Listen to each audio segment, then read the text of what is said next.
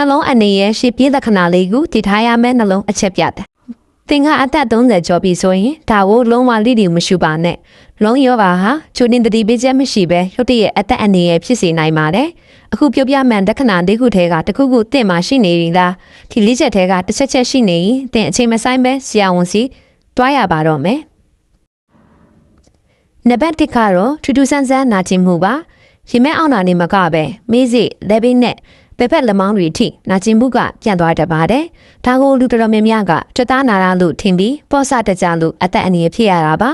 တကယ်တော့ဒါကနှလုံးစီကိုသွေးစီးဆင်းမှုမကောင်းတော့တဲ့အချက်ပြချက်ဖြစ်ပါတယ်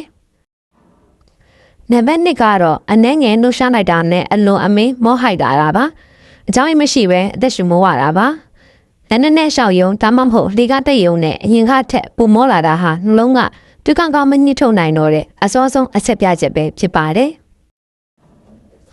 နံပါတ်3ကတော့အေးစိတ်နဲ့ tree အကြောင်းရင်းမရှိပဲထွက်လာတာပါ tree စီတန်တာကိုဆိုလိုတာပါနံပါတ်4ကတော့အစာမကြေတာနဲ့မူးဝေခြင်းပါနှလုံးကအုံနောက်စီကိုသူကောင်းမပို့နိုင်တော့တဲ့အခါ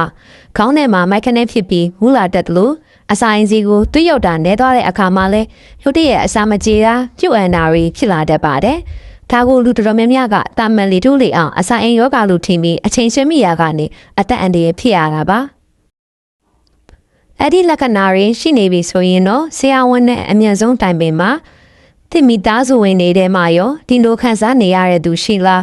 comment မှာပြောပြပေးပါဦးခုလိုမျိုးဖိုးတန်တဲ့ဇက်မာရီလူဝက်ချက်တွေကိုနေ့တိုင်းသိကျင်နေဆိုရင်တော့ကျွန်တော်ရဲ့ blog ကို follow လုပ်ထားဖို့မမေ့ပါနဲ့နော်